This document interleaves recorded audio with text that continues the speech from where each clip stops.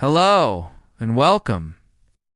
History remembers her as a saint in shining armor, a warrior who led armies to victory. But her final, and perhaps greatest ordeal, was not fought on the battlefield. It was a quiet, lonely war, waged not with a sword, but with words in the cold confines of a prison cell. Before we begin our journey into that story, if you enjoy what we do here, please take a moment to like and subscribe. I'd also love to know where you're listening from tonight. Now, dim the lights, find your most comfortable position, and let's discover the reality behind the legend. Our story begins in the cold, damp winter of the year 1431 in the city of Rouen. This is not the France of your king. This is the heart of English-occupied territory, a city under military rule. Streets patrolled by English longbowmen, its great fortress serving as the headquarters of the English regent. And deep within that fortress, in a dark, cold tower room, a 19-year-old girl is in chains. Her name is Joan. To the French, she is La Pucelle, the Maid of Orleans, a heaven-sent savior who turned the tide of the war and led their dauphin to his coronation. To the English, and to their Burgundian and French allies who captured and sold her to them, she is something else entirely.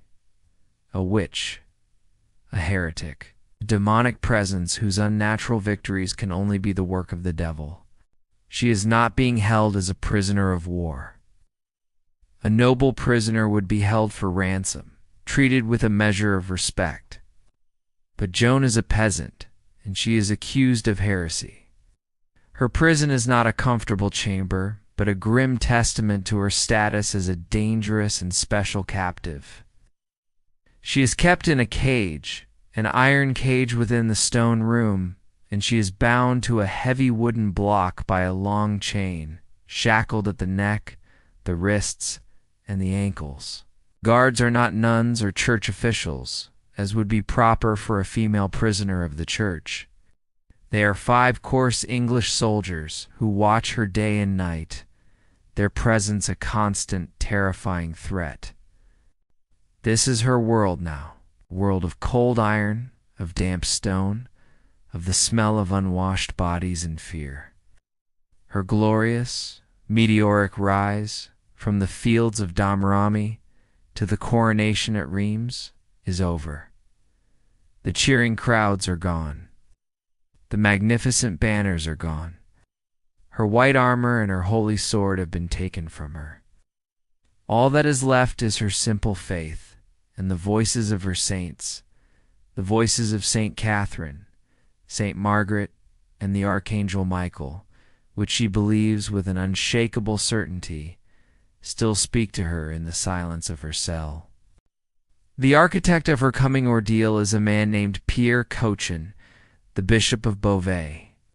He is a brilliant, ambitious, and politically astute church lawyer, a man who has thrown his lot in with the English.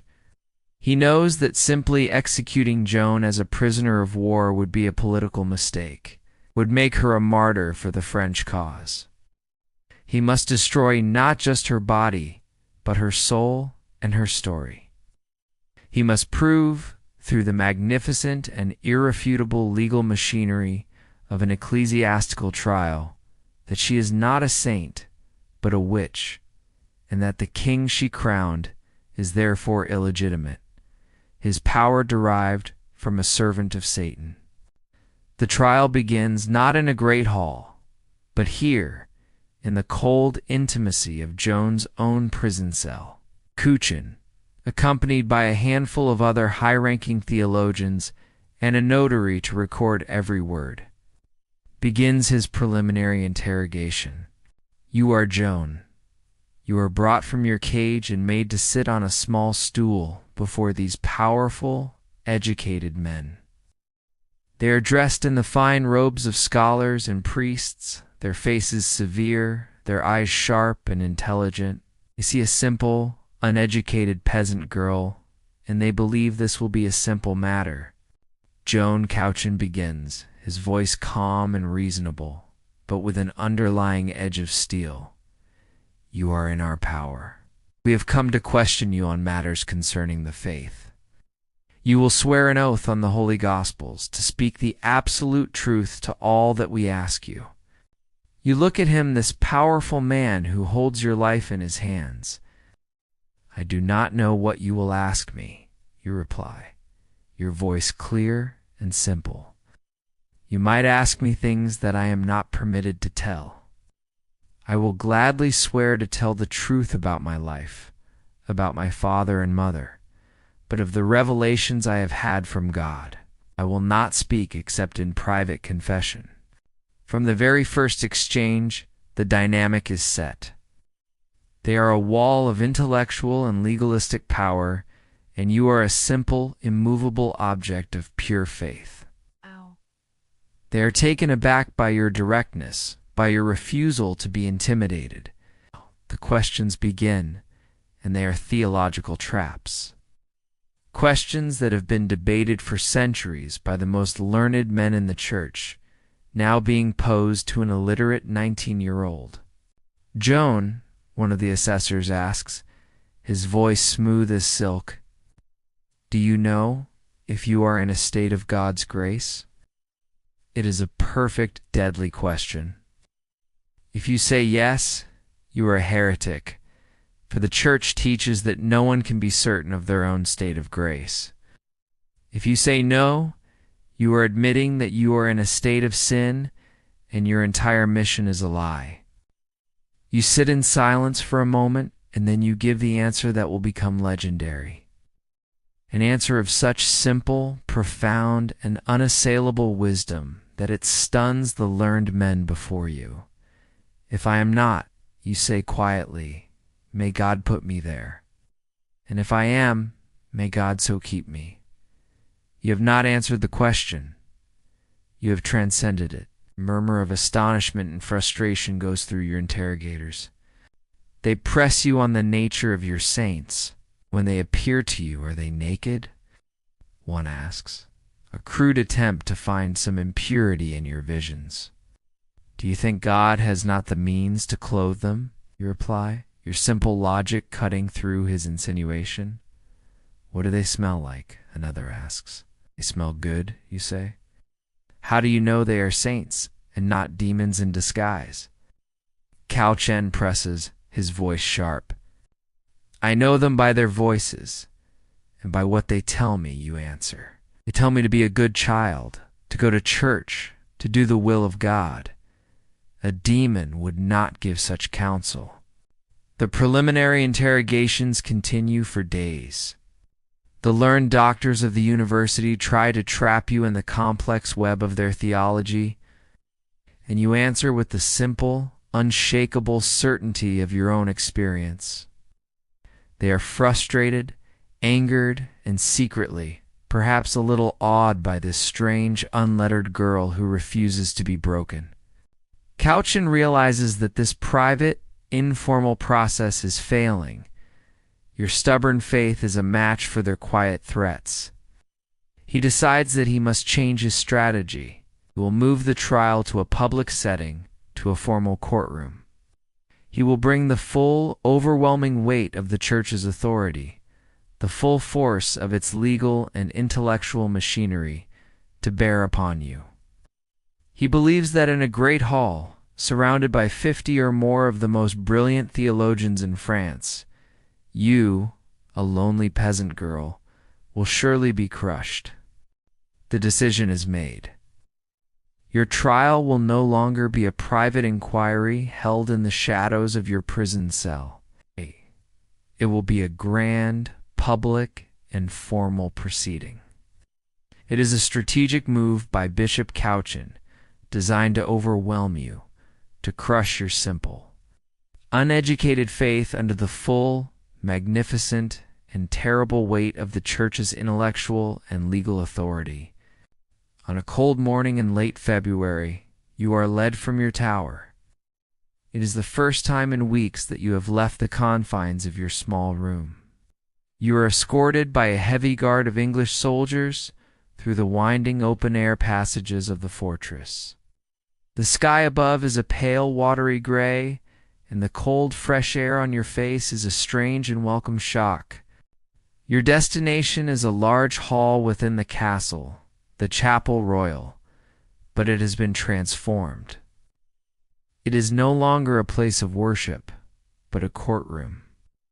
The room is filled with a vast and intimidating assembly of men. You see row upon row of them, seated on tiered wooden benches. Doctors of theology from the great University of Paris, learned abbots and canons, expert lawyers of the church, all of them dressed in the dark, sober robes of their station. There are more than 60 of them, a sea of the most brilliant, powerful, and hostile minds in English-occupied France. They are your judges, your jury, and your prosecutors, all in one. The air is thick with the smell of old parchment, of damp wool, and of a cold intellectual superiority. At the head of the room, on an elevated platform, sits Bishop Cauchin, his face a mask of solemn judicial gravity. Below him sit the notaries, their quills poised over fresh sheets of paper, ready to record every word, every sigh, every hesitation. There is no throne for a king, no dock for a common criminal. You are simply given a small wooden stool, placed in the center of this great semicircular assembly of scholars. You are the sole, isolated focus of their collective, critical gaze. You are a 19-year-old peasant girl who cannot read or write. You are about to engage in a battle of wits with the intellectual heart of the church in France. The trial begins, as it did in your cell, with the matter of the oath. Cauchin once again demands that you swear, without condition, to answer truthfully to any question concerning the faith, and once again you refuse to give an absolute promise.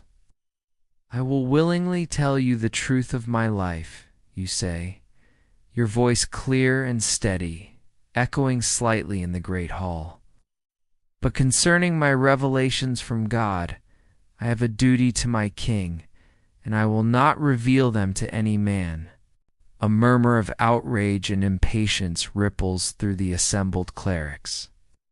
This unlearned girl is, from the very outset, defying the authority of the court.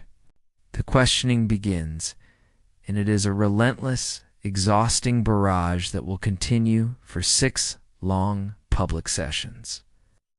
It is not a single interrogator, but dozens of them, each one trying to catch you in a theological trap, a legal contradiction, or a simple human mistake. They ask you about your childhood, about the small village of Domremy. They ask about a certain ancient beech tree near your home, a tree the villagers called the fairies' tree. They press you for details. It's trying to find a link between your youth and the old pagan folklore of the countryside, a link they can use to build a case of witchcraft. Did you ever dance around this tree with the other girls? One asks. Did you ever see the fairies yourself? I saw them sometimes. You answer simply, but whether they were fairies or not, I do not know. Your answers are direct, honest, and they give them nothing concrete to seize upon. They question you endlessly about your saints. What form does St. Michael take when he appears to you? A learned doctor asks. I saw him with my own eyes, you reply. He was not naked. Did he have hair? The doctor presses. Why would it have been cut off? You reply. Your simple, common-sense logic once again deflating their sophisticated line of questioning. A great part of their attack is focused on the clothes you wear. You are still dressed in the male clothing of a soldier, a simple doublet and hose. For the court, this is a point of profound theological and social disorder. It is an abomination. A woman dressed as a man, a clear and visible sign of your unnatural heretical nature. Why do you insist on wearing these clothes? Cauchin asks, his voice filled with a stern disapproval. It is against the law of God and the Church. It is a small thing, a thing of no importance, you answer. And it is by the command of God and his angels that I have worn them, and continue to wear them. You also explain, with a pragmatism that is lost on them, that in a prison surrounded by male guards, the male clothing is a form of protection, a way of securing your own chastity. But they are not interested in practical reasons. They're interested in finding a clear charge of heresy, and your refusal to obey them on this point is becoming a central pillar of their case against you. Day after day, the interrogation continues.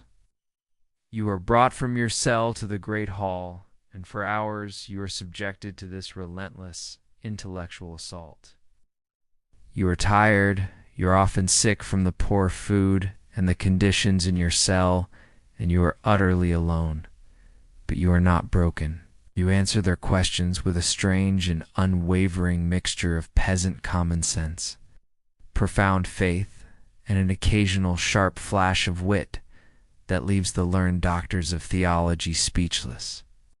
After 6 long days of this public spectacle, Cauchin realizes that his strategy has failed once more. He had hoped to overwhelm you, to confuse you, to trap you in your own ignorance before this great assembly. But instead, you have held your own. Your simple, direct, and unshakable testimony has, if anything, won you a grudging respect from some of the assessors in the room. The public trial is not producing the clear-cut case of heresy he needs. He must change his tactics again. The battle of wits is over. A new, more private, and more insidious phase of your ordeal is about to begin. The 6 public sessions have ended not with a clear victory for the prosecution, but with a frustrating stalemate. You, Joan, have not been broken. You have not confessed to heresy. You have not contradicted yourself on any significant point. Bishop Cauchin, a man accustomed to the deference of the court and the predictable outcomes of ecclesiastical law, is visibly angered by your resilience. He realizes that the great public assembly of scholars, which he had intended as a tool of intimidation, has in fact become a stage for your own strange and powerful charisma. He changes his strategy completely. The public trial is suspended. The great hall of the chapel royal will no longer be used. The ordeal will now return to its starting point, to the cold, grim intimacy of your own prison cell. The large, unwieldy assembly of 60 assessors is dismissed, replaced by a small, hand-picked group of the most skilled and most ruthless interrogators. The pretense of a public inquiry is over. The work will now be done in the shadows. The new phase of the trial begins with the formal presentation of the charges. A notary of the court enters your cell, and in a flat, monotonous voice he reads to you the 70 articles of accusation. It is a document that has been painstakingly compiled over the past weeks. A monstrous and twisted summary of all your testimony. You listen in horrified silence as you hear your own life retold as a story of damnation. You hear your visions of St. Michael described as encounters with demons in the form of angels. You hear your simple village faith in the fairies' tree presented as evidence of pagan superstition and witchcraft. You hear your military victories attributed not to God's will, to a pact with the devil. You hear your wearing of men's clothing described as a blasphemous abomination against God and nature. And you hear your simple, honest statement that you believe your saints will lead you to paradise twisted into a heretical claim that you are guaranteed salvation, a sin of pride that bypasses the judgment of the Church. The document is a masterpiece of legal and theological distortion.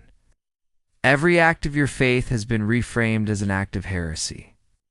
Every word you have spoken has been recorded and twisted into a weapon to be used against you. With these 70 charges now formally presented, The private interrogations in your cell begin. This is a new and more wearing form of torment. There is no great crowd now, no sense of a public performance. It is just you in your chains and a small rotating group of 4 or 5 learned men, their faces grim and determined. Their questions a relentless, daily assault on your mind and your memory. They focus on one article at a time for days on end. They ask you the same questions over and over and over again in slightly different forms, hoping to exhaust you, to confuse you, to force you into a single fatal contradiction. Let us speak again of the sign you gave to your Dauphin at Chinon. One will say, "You say it was an angel bringing a crown from God. Describe the angel. What was he wearing? From which direction did he enter the room? What was the crown made of?" You give them the same simple answers you have always given, but they press you for hours on the most minute, irrelevant details. The process is designed to make you doubt your own memory, to make you feel that you're simple. Powerful vision must have been a dream, a delusion. Let us speak again of your saints. Another will say, "You say you can see them and touch them. When you touch St. Catherine, is she warm or cold? Does she have bones? Does she bleed if she is pricked?" The questions are absurd, a scholastic attempt to apply the dry, physical laws of the world to the ineffable reality of a mystical experience. They are trying to force your faith into their own narrow and logical boxes, and when it does not fit, they declare it to be a heresy. This continues for weeks. It is a slow, grinding, and utterly exhausting war of attrition. You are sick, you are poorly fed, you are constantly chained and watched by your hostile guards. And every day, for 6, 7, or 8 hours, you must face this relentless intellectual barrage. Finally, after a month of these private interrogations, the court has what it needs. The 70 articles, with your answers, are edited down into a final, much shorter and more potent list of just 12 articles of accusation. This is the final summary of your alleged crimes, the document upon which you will be formally judged. The 12 articles are read to you. They are the purest distillation of the prosecution's case. They declare, as fact, that your visions are demonic, that you are a blasphemer for wearing men's clothes, that you are a schismatic for believing in your visions over the judgment of the Church. The long, winding, and chaotic process of the inquiry is now over. The inquisitors have built their case. Your fate will now be decided based on these 12 terrible statements. You, Joan, the Maid of Orleans, have been legally and theologically transformed by this process. You are no longer just a suspect. You are, in the official records of this court, a fully defined and documented heretic. The cage at Rouen has not just been your physical prison. It has been the crucible in which your new, monstrous identity has been forged. With the 12 articles of accusation now formally drafted and approved by the court, the nature of your ordeal shifts once more. The long, winding, and often chaotic process of investigation is over. The trial proper is about to begin. There is no more searching for evidence. There is only the final, relentless pressure to make you submit to the conclusions the court has already reached. This new phase begins with a series of charitable admonitions. You are not brought to a great hall. Instead, delegations of the most powerful and persuasive of your judges begin to visit you in your cell. Bishop Kuchin himself comes, as do other learned doctors of theology. Their tone is no longer one of aggressive interrogation. It is a new and far more insidious tone of paternal concern, of feigned mercy. Joan Cauchin begins, his voice soft and reasonable as he stands outside your cage. You are like a lost sheep, straying from the flock. The Holy Mother Church is your shepherd, and she wishes only to guide you back to safety. She does not desire the death of a sinner, but rather that she should turn from her wickedness and live. He holds up a copy of the 12 Articles. These are your errors, he says. These are the paths where you have gone astray. Your belief that your visions are from God, when we, the learned judges of the faith, tell you they are from the devil. Your pride in refusing to submit your words and deeds to the judgment of the church, and your continued abominable insistence on wearing the clothes of a man. These are grave scenes, Joan. They will lead your soul to eternal damnation and your body to the fire. He pauses, letting the weight of his final word hang in the cold, damp air of your cell. But there is a way out, he continues. It is a simple way.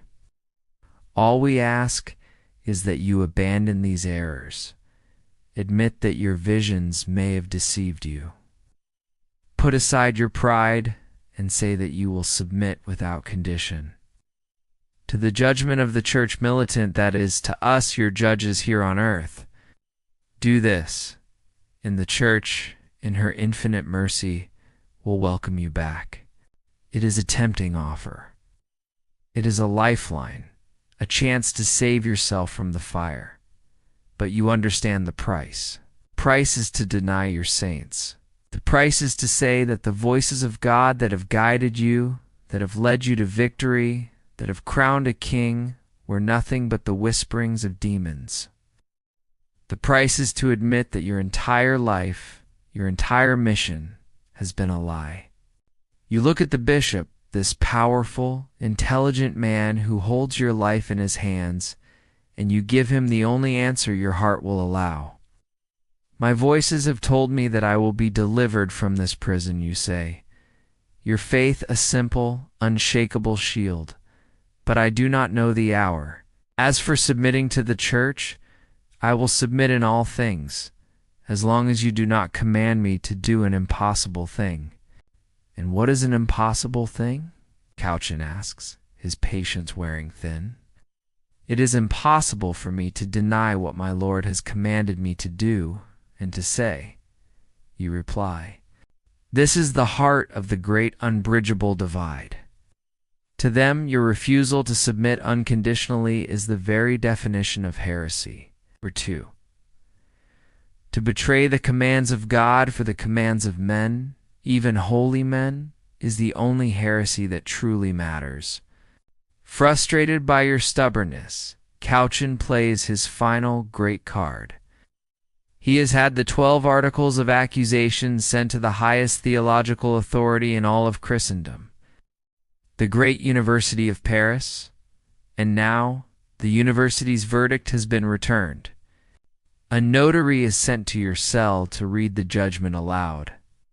You stand in your chains, and you listen as the learned doctors of Paris, men who have never met you, who have never heard your voice, pass their judgment upon your soul. They have, the document declares, examined the 12 articles in great detail, and they have found that your visions are deceitful and pernicious and come from the devil. They have found that your wearing of men's clothes is blasphemous to God and a violation of divine law, and they have found that your refusal to submit to the church is schismatic and heretical and worthy of the fire. It is a devastating blow. The highest intellectual power in the Christian world has now formally and irrevocably declared you a heretic. The legal and theological trap is now almost complete. You are brought one last time before a great formal assembly of all the judges and assessors in a hall of the Archbishop's palace. The 12 articles are read aloud one more time. The damning judgment of the University of Paris is read aloud. Then Bishop Cauchin rises and asks you the final formal question. "Joan," he says, his voice echoing in the silent hall. "You have heard the judgment of the learned doctors. You have been charitably warned of your great errors. For the last time, we ask you, will you submit your words and deeds to the Holy Mother Church?"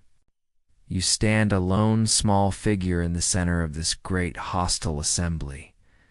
Your war of words has reached its end. You have nowhere left to turn, but your faith remains your only compass. "What I have said in this trial, I have said by the command of God," you answer, your voice quiet but firm, "and I will not retract it. As for the judgment of the Church, I will submit to the Church triumphant, to God and his saints in heaven. But to you I will not submit." With those words you have sealed your fate. Your final, defiant words hang in the great silent hall. You have drawn your line in the sand. You have placed your obedience to God above the authority of these men. And in doing so, you have, in their eyes, confessed to the very heart of the crime of heresy. The long and intricate war of words is now over. Bishop Cauchin, his face a mask of cold, grim finality, rises. He declares that the accused, having been charitably and repeatedly warned, has stubbornly refused to submit to the authority of the Church militant. The trial is now effectively concluded. All that remains is for the judges and assessors to formally render their verdicts and for the sentence to be passed. But the court has one last brutal tool of persuasion at its disposal. They have failed to break your spirit with their theology and their legal arguments. They will now attempt to break it with simple, primal fear. A few days later, you are taken from your cell. You are not led to the chapel or the great hall. You are led down a series of dark, winding staircases, deeper into the stone bowels of the fortress. The air grows colder, damper, and it carries a faint, acrid smell of old fear and cold iron. The guards lead you to a heavy iron-studded door and push you inside. You are in the castle's torture chamber. The room is a windowless, vaulted cellar lit by a single smoky torch. The sight within is one of calculated industrial horror.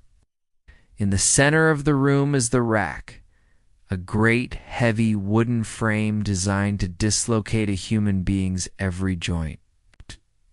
In a corner, you see the thumb screws and the leg crushers, known as the boot, their surfaces dark and stained. And hanging from the ceiling are the ropes and pulleys of the strapedo, the device used to wrench a prisoner's arms from their sockets. The master of torment, the executioner, is there, a large silent man in a leather apron, his face hidden in the shadows. He is not looking at you. He is methodically cleaning one of his instruments, his movements calm and professional. Then Bishop Cauchin and a small group of the judges enter the room.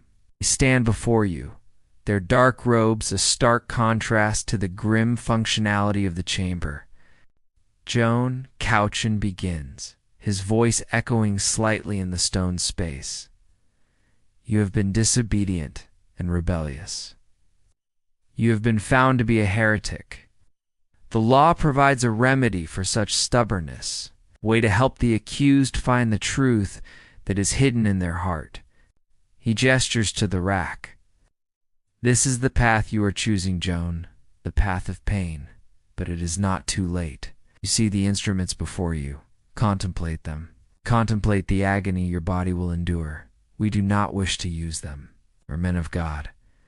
It brings us great sorrow to see a human body, made in God's image, be torn and broken. But the health of your immortal soul is of far greater importance. He steps closer, his voice a low, almost intimate whisper. "A simple word is all it will take," he says. "Submit to the church. Let us be your judges. And this suffering can be avoided." You stand there, a 19-year-old girl in chains, surrounded by priests, by guards, and by the tools of unbearable agony. You look at the rack. You look at the cold, expectant face of the bishop. And you look inside yourself, to the source of your strength, to the voices of your saints that have guided you this far. And you find your answer. Truly, you say, your voice clear and unwavering, ringing with a strength that seems to surprise even the judges. "If you were to tear my limbs from me and drive my soul from my body, I would not tell you anything different. If I did say anything else, I should afterwards declare that you had forced it from me by violence." A stunned silence falls over the chamber. You have looked into the face of absolute physical terror, and you have not flinched. You have called their bluff. You have taken away their final weapon. Cauchin stares at you, his face a mixture of fury and a kind of grudging, astonished respect. He knows he is beaten. Confession extracted under torture can be legally challenged. It would taint the perfect, unassailable verdict that he has worked for months to construct. To torture you now would be to admit that his legal and theological arguments have failed. With a sharp, angry gesture, he signals to the guards. "Take her away," he says, his voice tight with frustration. You are led from the torture chamber and back to the familiar, cold misery of your cell. You have won the battle of wills. You have faced down their final, most terrible threat. But you have not won the war. You have only sealed your own fate. You have proven beyond any doubt that you are, in their eyes, an unrepentant and incorrigible heretic. There is now nothing left for them to do but to condemn you and to carry out the final sentence. Your refusal in the face of the executioner's tools is the final act of defiance. You have left your judges with no more avenues of coercion, no more psychological tools to pry open your soul. You have proven that your will, fortified by your faith, is stronger than their fear. The war of words and of threats has reached its definitive end. In the days that follow, a new and final phase of the trial begins, a slow, methodical, and bureaucratic tidying up. You are no longer brought from your cell for interrogation. You are now the subject of a final series of formal deliberations held by the judges in your absence. In the great hall of the castle, the dozens of assessors, the doctors of theology and of canon law, are gathered one last time. The entire record of your trial, the thousands of words from your testimony, the 70 articles of accusation, and the final damning 12 articles is read aloud. Then, one by one, each of the learned men is asked to give his formal legal opinion. The question is no longer whether you are innocent. That is a question that has long since been discarded. The question now is simply this: based on your own words and on your steadfast refusal to submit to the authority of the church militant, are you, in the eyes of the law, a heretic?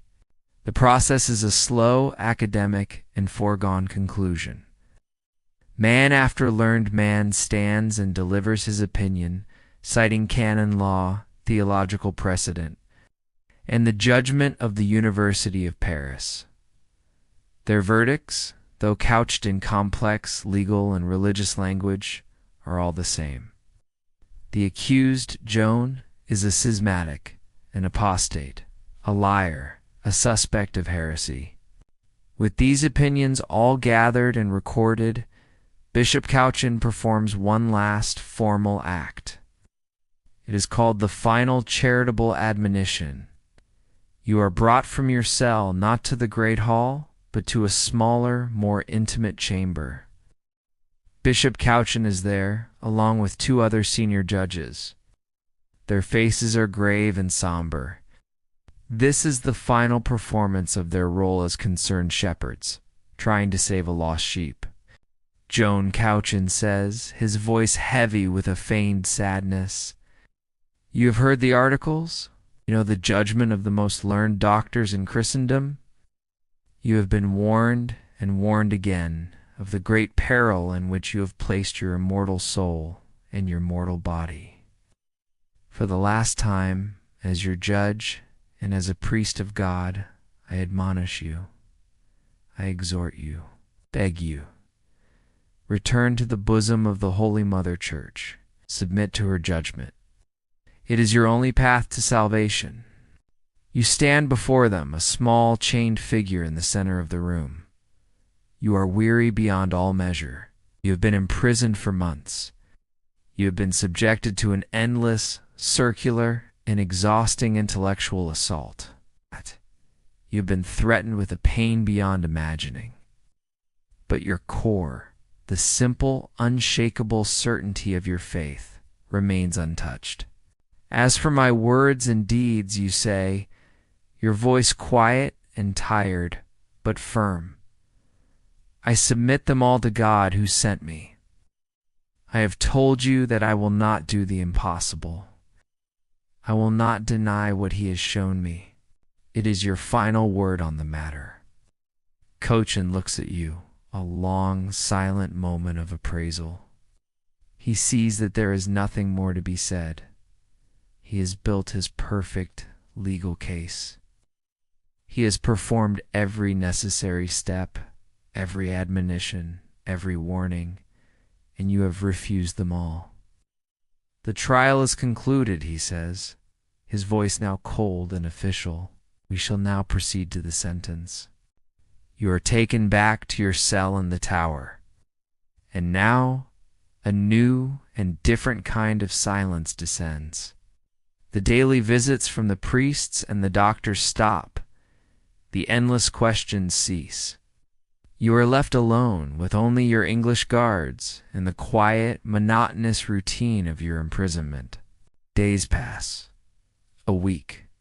You are in a state of strange and peaceful limbo.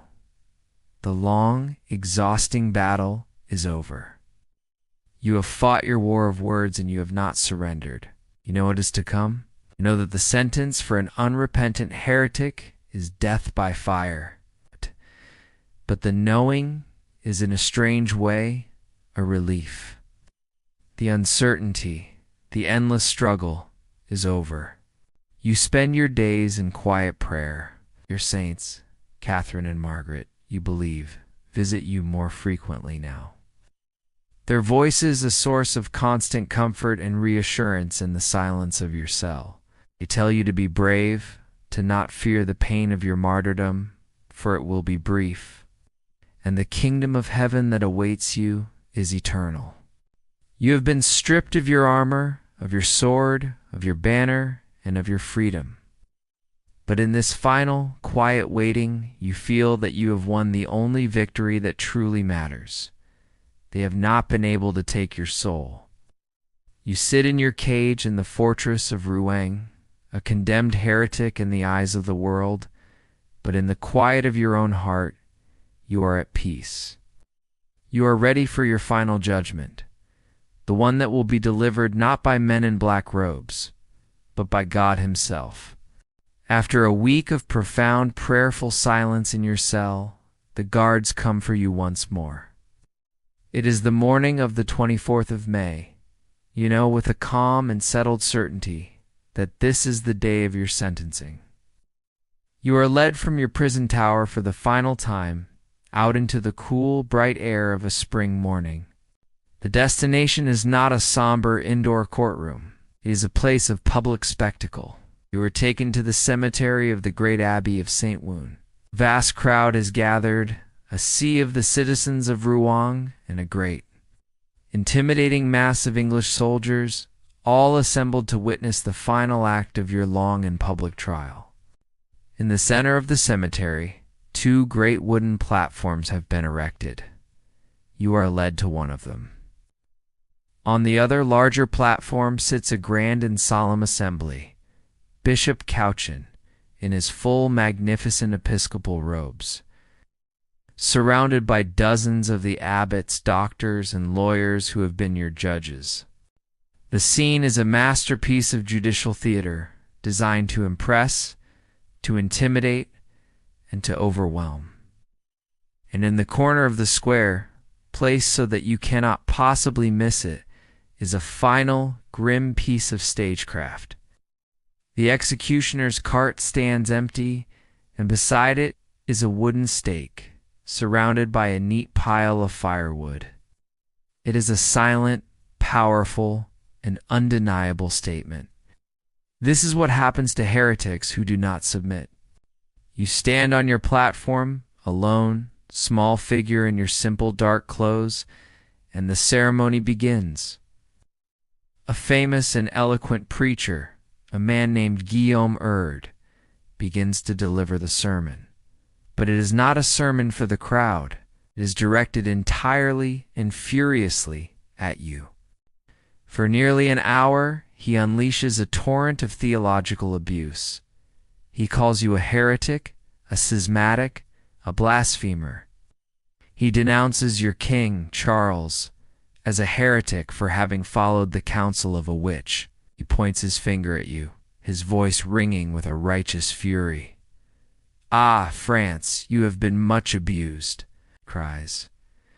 "You have been called the most Christian of kingdoms, and yet you have been seduced by a heretic and a sorceress. You stand and listen to this public degradation, your face a calm and unreadable mask. But the words and the hostile energy of the great crowd are a heavy, wearing weight.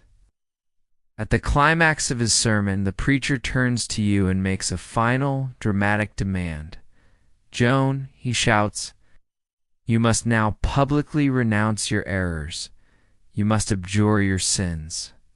At that moment, another man steps forward on your platform. He is a notary, and he holds a piece of parchment. It is a document of abjuration, a formal legal text in which you are to confess your sins, renounce your visions as demonic illusions, promise to never again wear men's clothes, and to submit finally and completely to the judgment of the church. The notary begins to read the document aloud to you. You are illiterate. You do not understand the complex legalistic French. You only understand the core of it. You are being asked to deny your saints.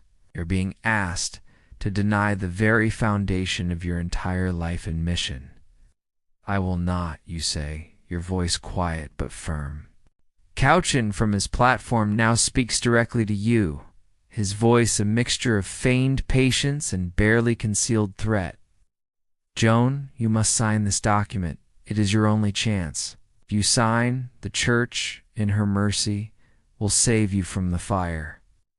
We will sentence you to a life of penance in one of our prisons. You will live. If you refuse to sign, we will have no choice but to immediately hand you over to the secular arm."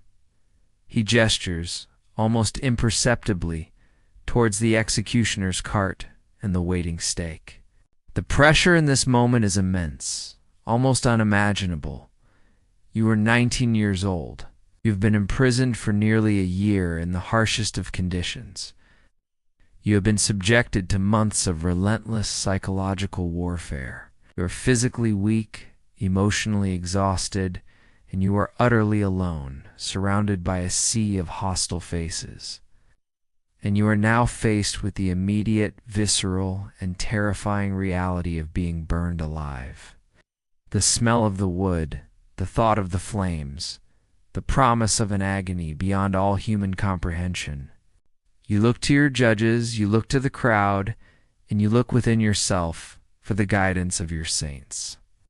But for the first time in this moment of your greatest need, Their voices are silent. You hesitate. The entire great assembly waits in a profound, expectant silence. What will the maid do? And in that moment of silence, of fear, and of profound spiritual loneliness, your resolve, which has been as strong as steel for so long, finally, completely breaks. The fear of the fire is too great. The desire to live, the simple human and animal instinct for survival, overwhelms everything else. I will sign, you whisper, the words of barely audible surrender. A great collective sigh of relief and triumph goes through the assembled judges. They have won. They have broken you. The notary places the parchment before you. You cannot write your own name. He takes your hand in his, and he guides your trembling fingers as you make a simple, childish mark at the bottom of the page. Circle, and then a cross. It is done. You have abjured. You have denied your saints. Couchin stands, and with a voice full of solemn legal authority, he reads your sentence. You are not to be put to death. You are, for the salvation of your soul, sentenced to a life of perpetual imprisonment. To eat the bread of sorrow and drink the water of affliction. The great spectacle is over. You are led from the platform, not to the executioner's cart, but back towards the prison. You have saved your life. But as you walk, a profound and all-consuming despair begins to settle over you. A despair far deeper and darker than any you have known before. You have just committed the only sin you truly believe to be unforgivable. You have betrayed your God. You are led from the spectacle at the cemetery, back through the streets of Rouen, and back to the familiar, grim fortress that has been your home for these long months. You are now a penitent, a sinner, who has been reconciled with the church. The promise made to you, the promise that saved you from the fire, was that you would be transferred to an ecclesiastical prison, to be guarded by women, by nuns, where you could live out your days in prayer and penance. But as you are led back into the same cold military tower, back to the same cell, and back into the custody of the same leering English guards, the full and terrible nature of the betrayal begins to dawn on you. The promise of mercy was a lie. The promise of a church prison was a lie. Nothing has changed.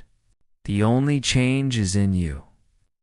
The next day, a barber is sent to your cell. It's a sign of your new status as a female penitent.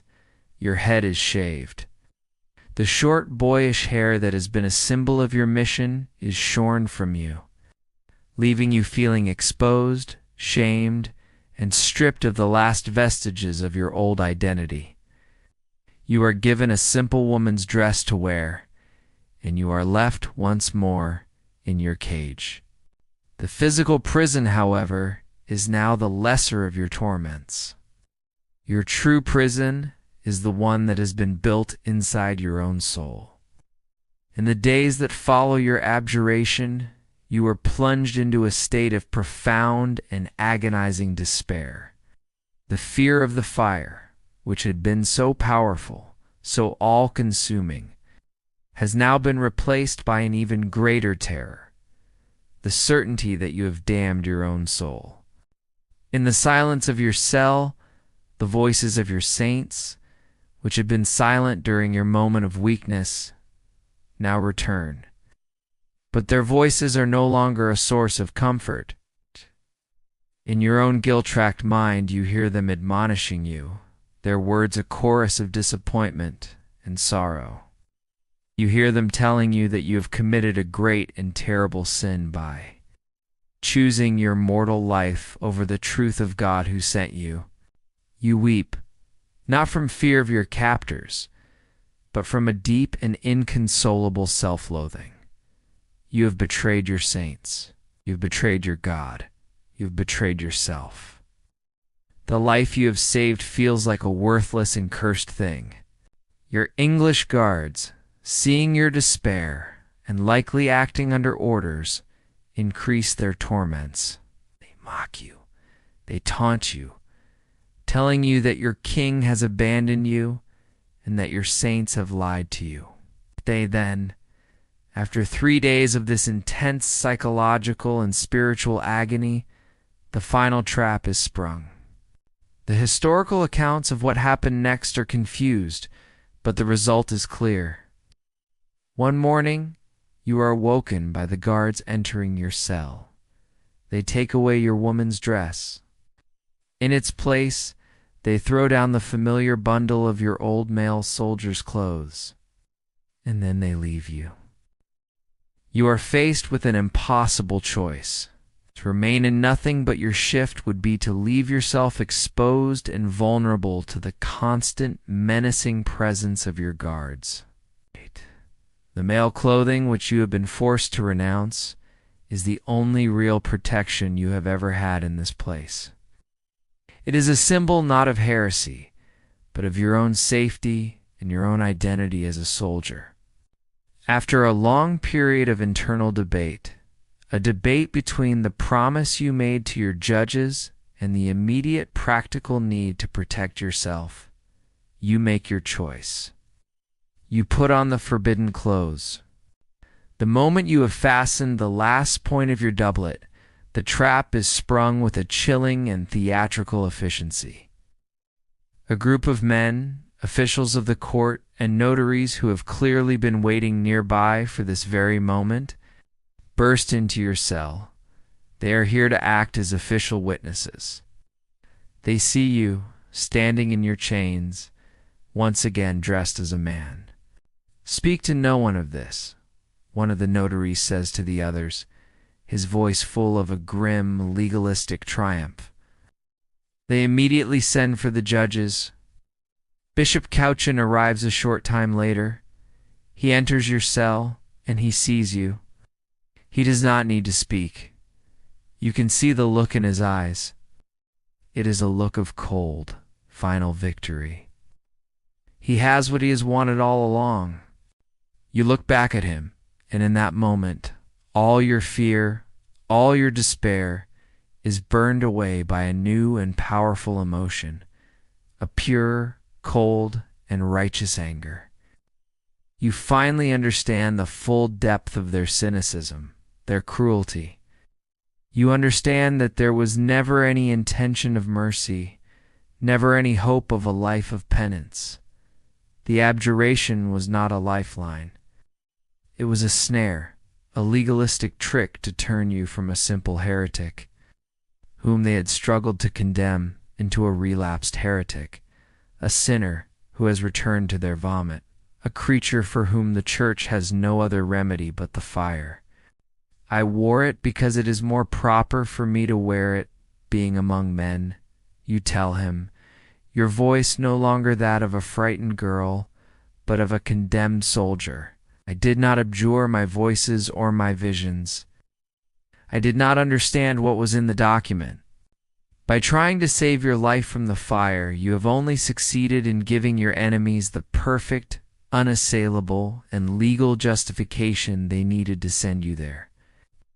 Your moment of weakness has been used to seal your doom. The news of your relapse spreads through the fortress with a cold, swift efficiency. For Bishop Couchin and his court, this is the final, perfect, and unassailable piece of evidence they have been waiting for. Your moment of weakness and your subsequent return to your old clothes has given them the legal justification for what they have wanted to do all along. There is no need for another long public trial. There are no more theological debates, no more attempts to trap you with your own words.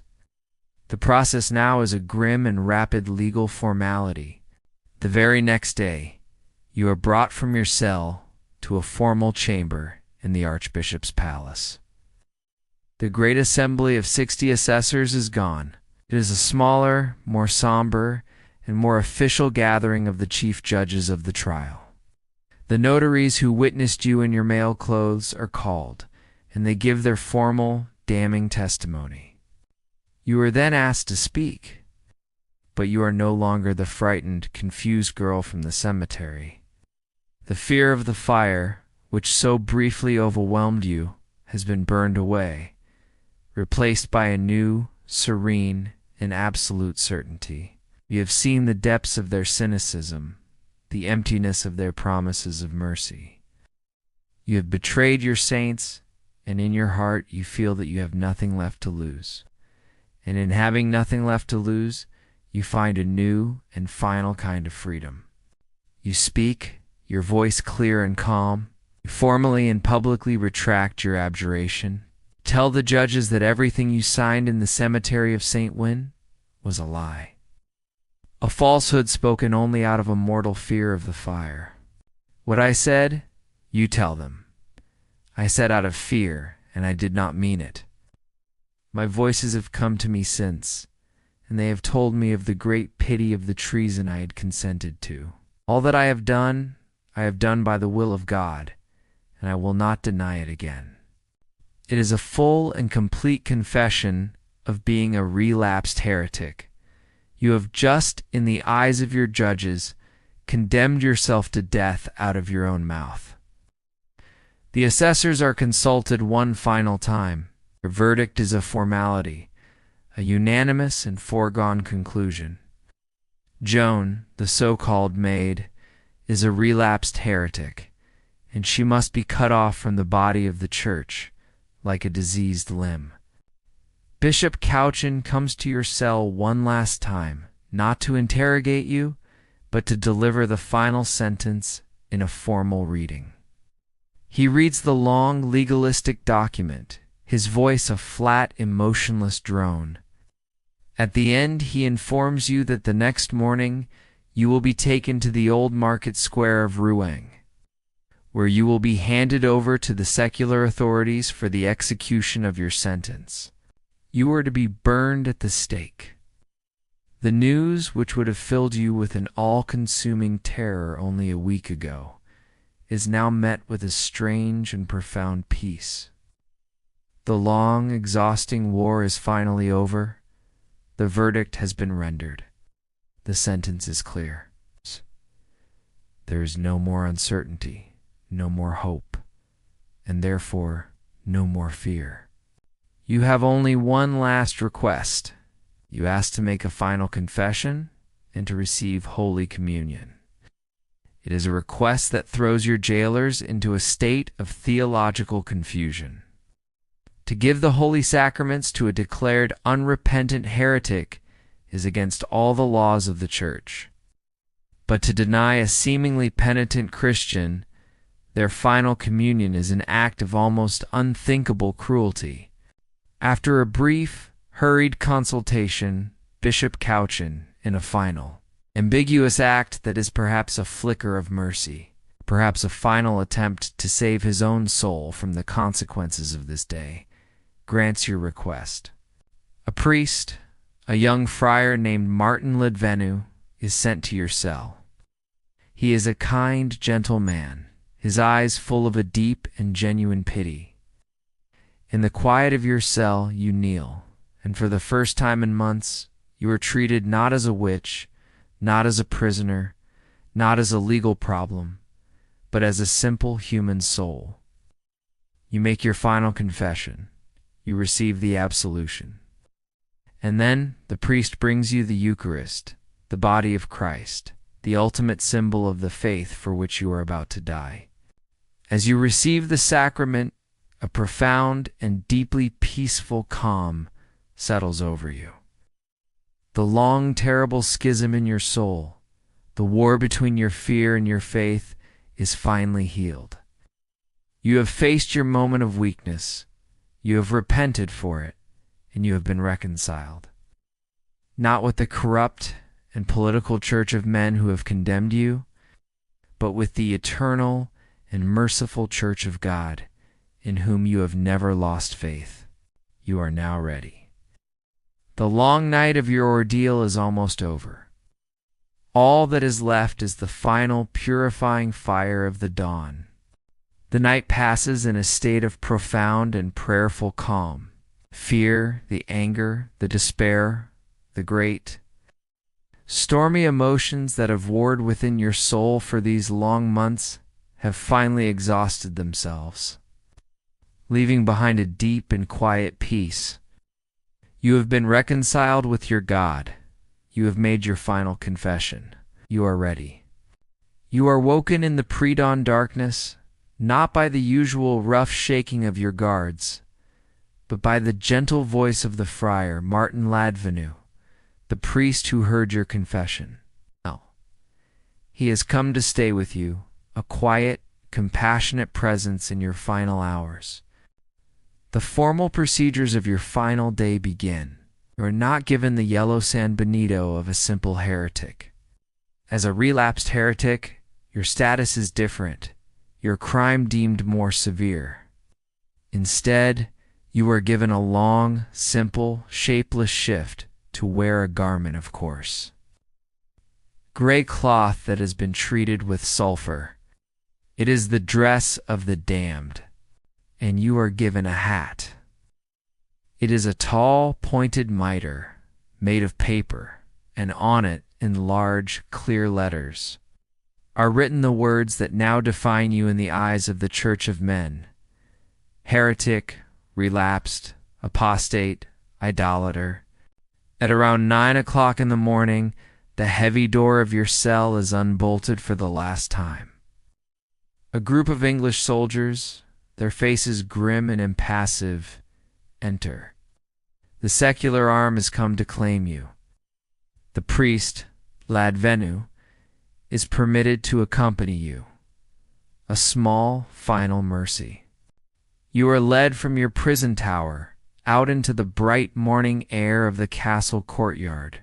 Executioner's cart, a simple high-sided wooden tumbril, is waiting. It is the same kind of cart used to haul firewood or rubbish. You are ordered to climb aboard, and you do so, your movements steady, your face calm. You are no longer a frightened girl. You are a soldier of God, going to your final battle. The great gates of the fortress of Rouen are opened, and with a lurch and a rattle of its heavy wooden wheels, the cart begins its slow journey through the city. The procession is a great and terrible piece of theater. You are escorted by a heavy guard of some 80 English soldiers, armed with pikes and axes. A clear show of force to intimidate the French citizens of Rouen. The streets are packed with an immense crowd, a sea of thousands of faces, all turned towards your small, slow-moving cart. The mood of the crowd is not the jeering, hateful roar of the Paris terror. It is a strange, heavy, and somber silence. You see faces filled with a morbid curiosity, faces filled with fear, faces filled with a pious and terrible certainty. And here and there, in the crowd, you see other faces, the faces of the French citizens of Rouen. And in their eyes, you see a deep, helpless, and silent grief. They are watching their maid, their Pucelle, being led to her death by their English conquerors, and they are powerless to stop it. You do not look at the crowd. You do not look at the city, the beautiful, half-timbered houses, the towering spires of the churches. Your eyes are fixed on a simple wooden cross, held aloft for you by the kindly friar who walks beside your cart.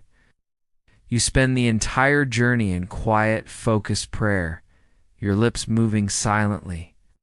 You are no longer a part of this world of men, of politics, of war.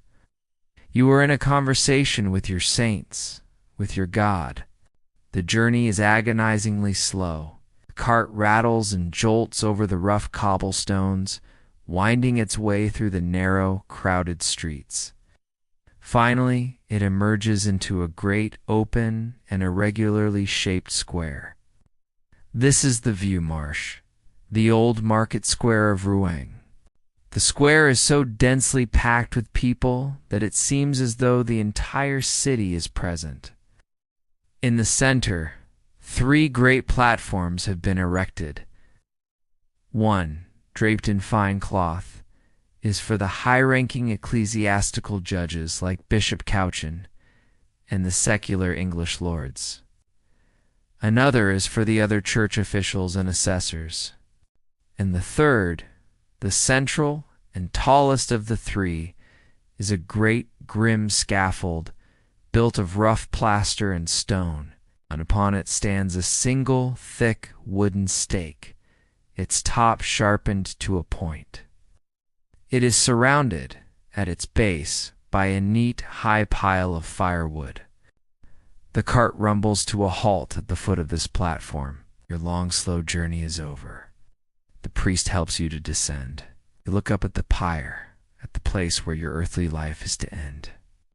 You are not met with fear, but with a strange, calm sense of finality. You have been a prisoner of war, a prisoner of the church, a prisoner of your own fear and doubt. And now this fire is to be your final liberation. You are led from the cart and onto the great plaster scaffold, the platform that will be your final stage. From here, you can see the entire vast crowd, a sea of upturned, silent faces. You are made to stand before them as a final sermon is preached, another long and vindictive denunciation of your alleged crimes. You listen, but the words are a distant, meaningless drone. Your mind is elsewhere. When the sermon is over, Bishop Cauchin stands, and in a loud, formal voice, he reads your final sentence. He recounts the history of your trial, your heresies, your abjuration, and your relapse. He concludes with the cold, legalistic formula that seals your fate. We declare that you are a rotten limb, he proclaims, and so that you do not infect the other limbs of the body of Christ. We cast you out from the unity of the church, and we abandon you to the secular justice. It is the final, formal act of betrayal. The church, which has judged you and condemned you, now washes its hands of you. Handing you over to the English soldiers you have fought, the very men who desire your death, you are now given a chance to speak your final words. The crowd, which has been a silent, intimidating mass, now becomes an audience. Leaning in to hear the last testament of the famous Maid of Orleans, you do not speak with anger. You do not speak with defiance. Your voice is quiet, filled with a simple, profound, and heartbreaking piety. You fall to your knees and you pray aloud. You ask God for His forgiveness. You ask for the forgiveness of all the men you have fought, of the judges who have condemned you, and of the people of Rouen who have come to watch you die. You ask them, the very people who have come for this spectacle, to pray for you. Your simple, heartfelt words have a devastating effect on the crowd. This is not the ranting of a defiant witch. This is the prayer of a devout and gentle soul. A great audible wave of sobbing and weeping begins to sweep through the assembled people. Men who had been stern and hostile are now openly crying. Even the English soldiers, your guards, are visibly moved. The secretary to the English king himself is heard to say, "We are all lost, for we have burned a saint." But the machinery of the execution cannot be stopped. The secular judge gives the order. It is time. You are seized by the executioner's assistants. You beg them, with a renewed urgency, to let you have a cross. One of the English soldiers, his face streaked with tears, is so moved by your plea that he breaks to pieces of a small wooden stick and hastily binds them together with a piece of string, creating a small, crude cross. He hands it to you. You kiss it, weeping, and you place it inside the collar of your shift so that it rests against your heart. But you want a cross to look upon, to fix your eyes on during your final moments.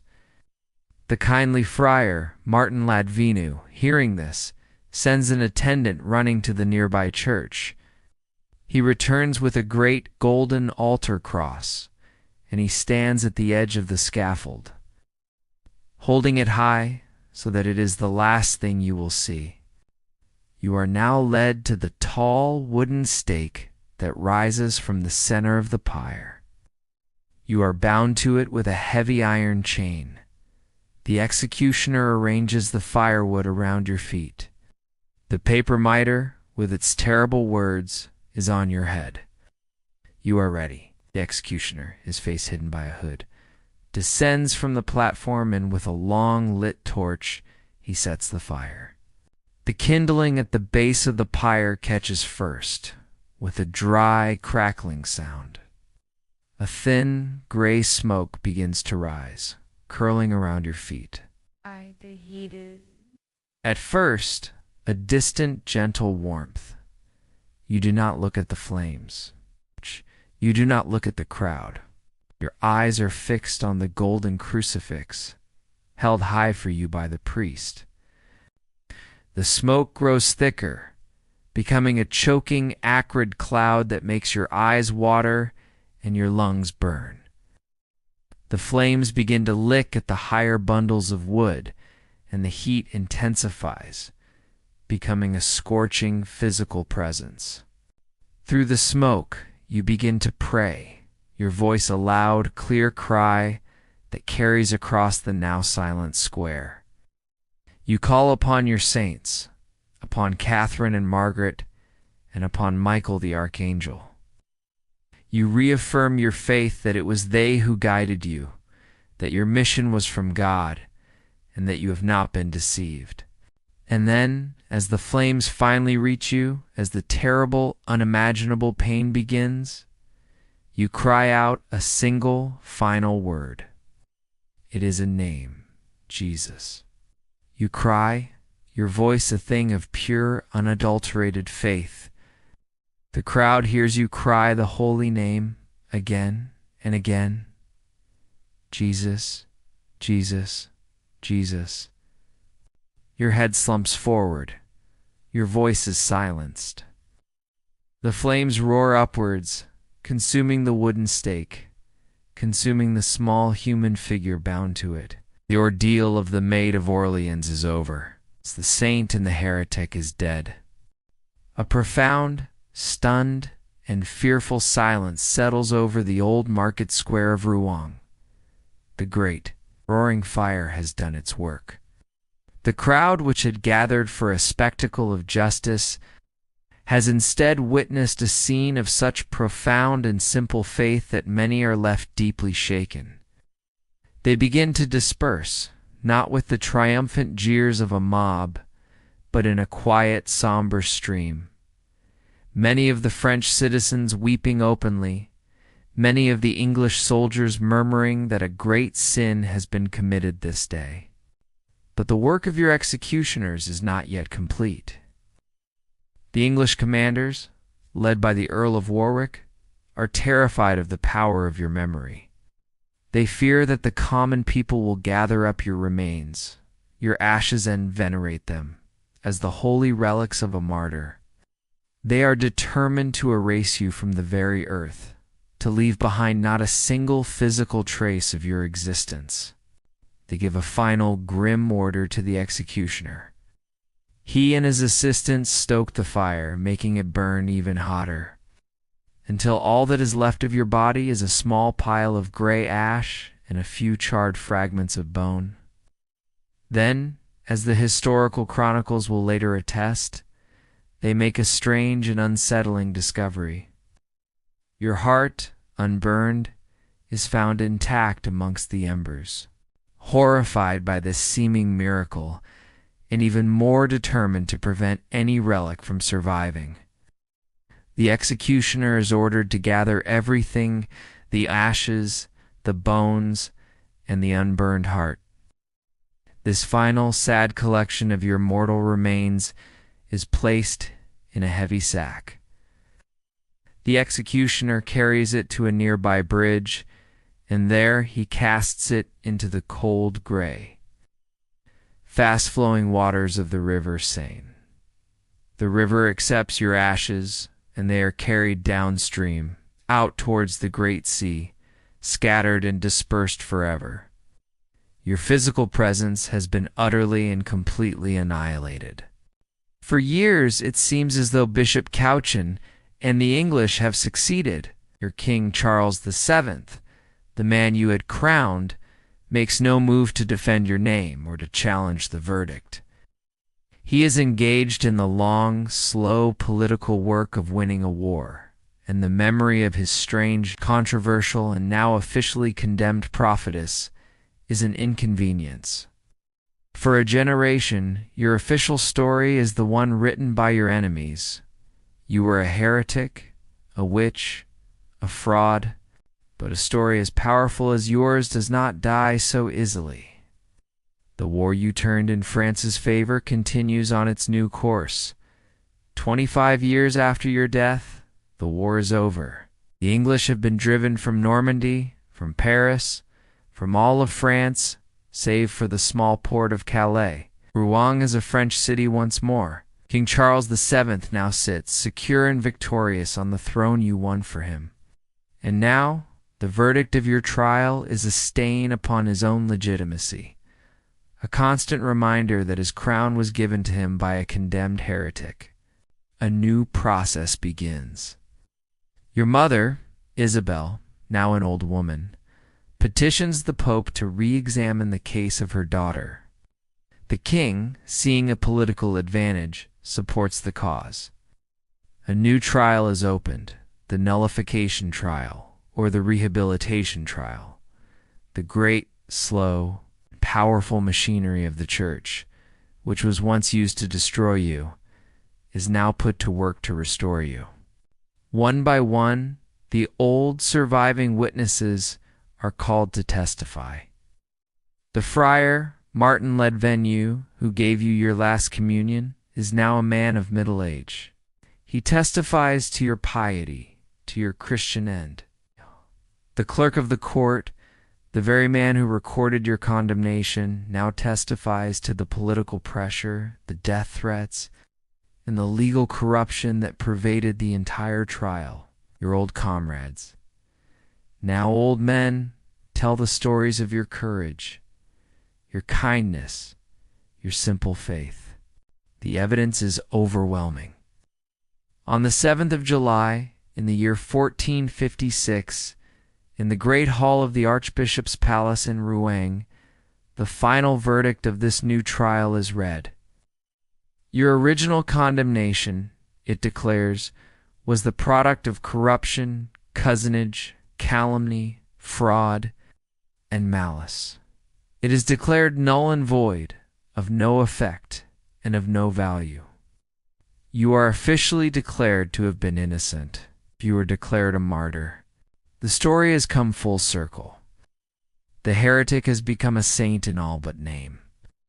The young girl who was a prisoner in the cage at Rouen has now, a generation later, become a symbol of the soul of France. Your ordeal did not, in the end, destroy you. Your ashes may have been scattered in the river, but your story, your truth, and your spirit have endured. Our journey with Joan of Arc, the accused saint and heretic, is now at an end. We have heard the whispers of her saints in the silence of her cell, the cold, legalistic questions of her judges, and her final, faithful cry from the flames. It was a world where faith was a battlefield, where a young girl's courage could crown a king, and where the truth, though burned and scattered, could not be destroyed. That world of ringing steel, of solemn courtrooms, and of burning pyres has now faded away, leaving only the quiet of the present moment. The maid's long and terrible ordeal is over. And now, so is yours. There is nothing left to do but to rest, to let go of the day and to drift into the deep and peaceful sleep that you deserve. Rest now. Sleep well.